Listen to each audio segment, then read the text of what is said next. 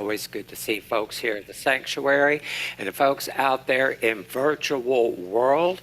As we like to say here, however you choose to join us, however you show up, we are just glad you show up and we are glad you're with us. Today's topic is mission. Mission, and it's a word that brings out the best and the worst in people. You know, way back in the day, I'm sure there are a lot of people that had really good intentions with mission and so forth. You know, we think about their crusades, and I'm sure, the crusades, there were people in the crusades that really believed in what they were doing and thought they were doing the right thing. And then there's just something about the crusades, if you know anything about them, it was kind of like conversion through coercion. It was conversion through coercion. There was violence. There were forced baptisms and forced conversions. And they were all doing this in the name of God, in the name of Jesus. And I kind of have to wonder what Jesus would think about that. You know, Jesus was sometimes called the Prince of Peace. So you got to wonder what he would think about conversion by coercion. And then later in history, we read about the early missionary movements. And just like the Crusades, I'm sure there are people that had the best of intentions. They wanted to help. They wanted to share truth. They wanted to share the good news. And then you had the other folks, the people who were all about acquiring land and money and power, all in the name of God. It's kind of like that when Desmond Tutu said, when the missionaries came to Africa, they had the Bible and we had the land. They said, let us pray. We closed our eyes, and when we opened our eyes, we had the Bible and they had the land. There are humorous examples of mission too. One from my childhood. I was raised, as a lot of you know, in the Pentecostal church. And way back when I was younger, we went door to door. You know, some traditions still do. But, back then we went door to door. And what we had were these little pamphlets that had the plan of salvation, the simple 1, 2, 3 step plan. And then on the back and at the bottom, we had ink stamped our church's name and address and phone number. And of course, the idea here was to share the good news and to save the lost people of our small town, right? And since our church had the truth, we shared the truth, and it was just so convenient because we had our address on the back, and if they wanted to have more truth, they would come to our church. And we had the best of intentions with that. The funny part about this is, though, it was the young people, it was the kids who went to the doors. Now, we were supervised. We were supervised by adults, but they stood a safe distance back on the sidewalk. They sent the kids forward, right? And I have to think that part of the mission here was they will never slam the door in the face of the children. They were wrong. Now, most of the time, people were nice, and we could hand them the tract and invite them to church. But there were some people that wanted no part of that. And in each of these examples I've just shared, the mission was set, right? It was set in stone. It was pretty simple, for better or for worse. In the door-to-door scenario, it especially helped that the pamphlets laid out that simple plan of salvation. 1, 2, 3. And there's something to be said for that, right? For mission is if it's all laid out there and it's all pretty simple in 1, 2, 3, we really don't have to think about it. Somebody else did it for us. There it is. There you go. We can set it aside and it can gather dust, which sometimes happens. Now, did you know when it comes to mission and mission statements that we have a mission statement at Unity of Gainesville? Y'all came up with it in 2021. You want to put the slide up? Is it up?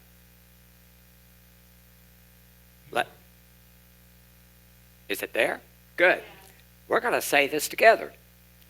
We are a loving, inclusive community, practicing spiritual truth through service, gratitude, prayer. Service, gratitude, and prayer. Now, this statement is not only up there, it's in our pre-service slides, it's on our bulletin board, it is on our website, sometimes it's in our newsletter, and because some things never change, it's in our pamphlet too that conveniently has our address and phone number in it, right? What mission can do is it helps us focus our resources and our energy. So for Unity at Gainesville, what that is supposed to be is service, gratitude, and prayer. Now that's Unity of Gainesville. I have a question for you though. Do you have a mission statement for your life? Do you have a mission statement for your life? I do. As part of my training to be a Unity minister, we're encouraged. Develop the mission early on, adapt it, change it, write your credo, your statement of faith, and all of that. So, currently, my purpose statement, my mission statement, is to teach, encourage, and learn from others on our path to living from our best and highest selves. And we write that out. Some folks don't write out their mission statements, though. Some do. Some write it out and put it on a mirror, on a door, or something to where they see it. And that helps them focus. Like when they start straying from their purpose or whatever, they see that and say, oh, that's what I'm about. It's kind of a reminder. Others don't write their mission statements down, but you can tell by how they order their lives that they do have a mission. These are the people that we look at and we say, oh, that person's on a mission. And sometimes that mission is beautiful and it's peaceful and it's positive and it's great and we are so impressed. And then sometimes we look at them and go, oh, that person is on a mission. But it's for a whole different reason, right? It's very questionable. Either way, mission helps us to focus on a particular path. That helps us plan our priorities. Serves as a reminder when we stray from the path, which, guess what? We all do from time to time. So if you don't have a mission, what are some components of that factor into a life mission? That's what we're talking about this morning. Speaking of mission again, did you know Jesus had a mission? Do you know what it was? It's not fair. It's a trick question. It's a trick question.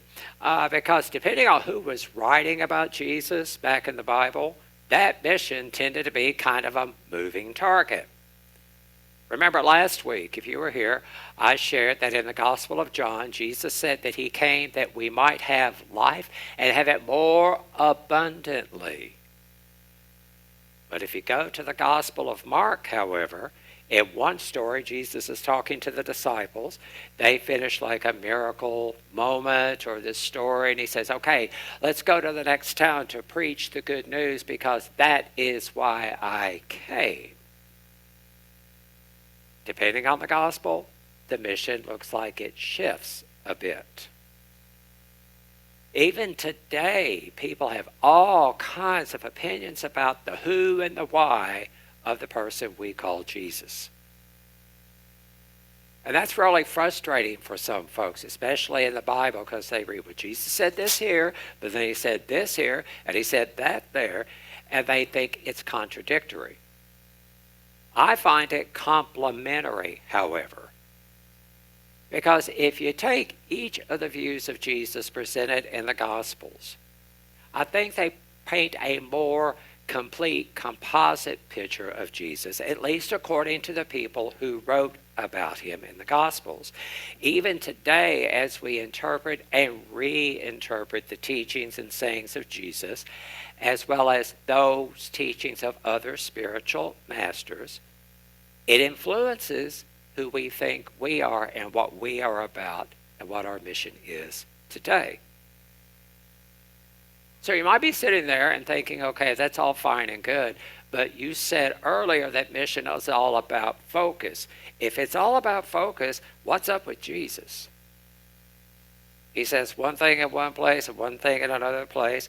And why didn't he focus on one thing? Why didn't he focus on, say, teaching, preaching the good news? Why did Jesus go around feeding a bunch of people and healing people, flipping a few tables in at least a couple of places, and really ticking off those uptight religious leaders? Why all that other stuff? Where was Jesus' focus? Well, I like to go back to the saying attributed to St. Francis of Assisi, who said, "Preach the gospel at all times, and if necessary, use words." Preach the gospel at all times, and if necessary, use words. I think Jesus modeled that behavior very well. And by that, I mean, sometimes he taught. He used words. He taught in the synagogue. He taught in the streets.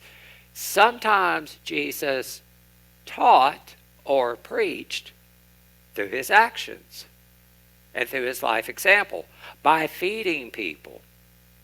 Jesus taught sometimes at parties, just by showing up and being Jesus and using very few words. And that brings me to my first point about our missions. Whatever your mission is, there are multiple ways to fulfill it. There's not just one way. The possibilities for fulfilling your mission in life is only limited by your power of imagination.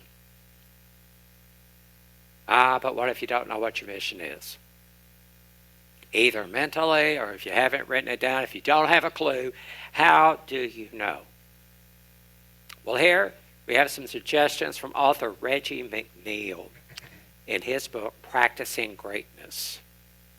Now, what Mr. McNeil suggests is we start by asking ourselves a few questions. What people or causes are you drawn to? What people or causes are you drawn to? What do you want to help people see or experience? What message do you want to deliver with your life? And a big one, how do you intend to serve or have an impact in the world? How do you intend to serve and have an impact in the world? Did you notice something about all those questions? It's not about us. It is and it's not. Did you notice? It's how do you serve?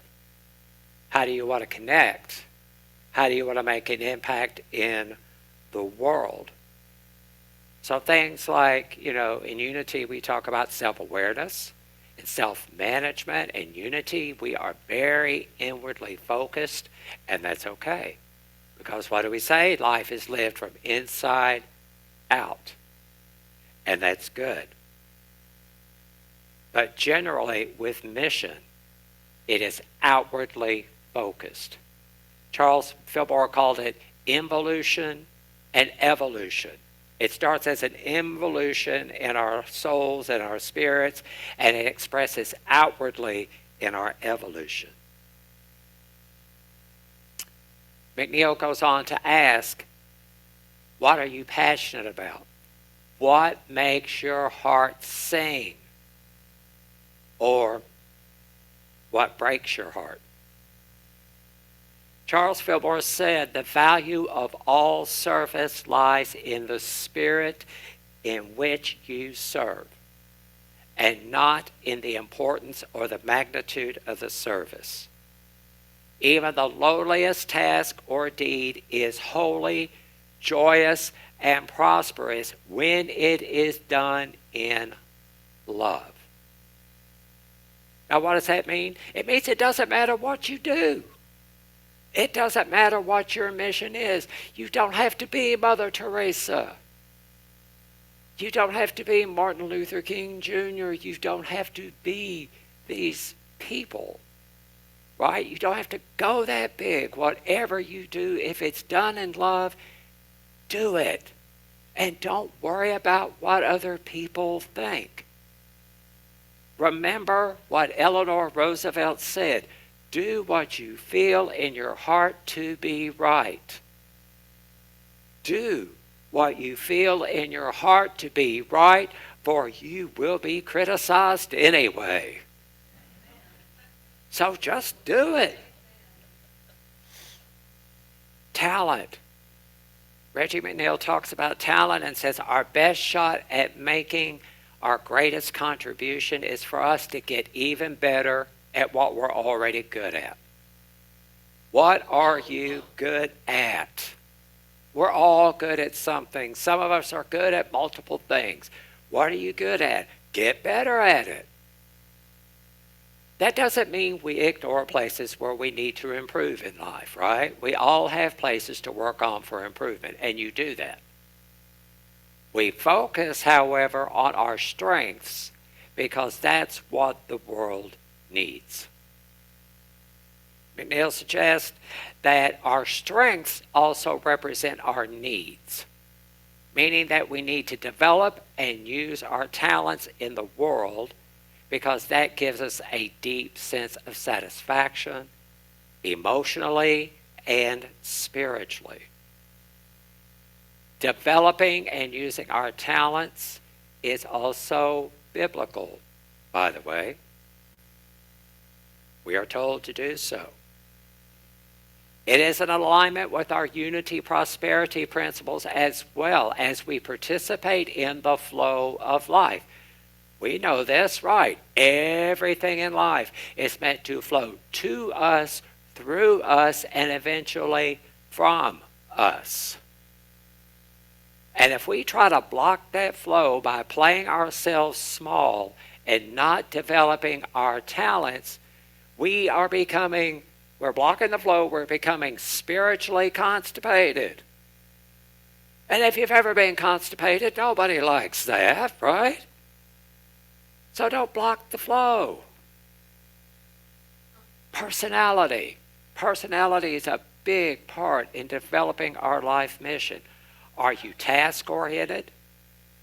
Or do you gather more energy from relational activities? Are you behind the scenes?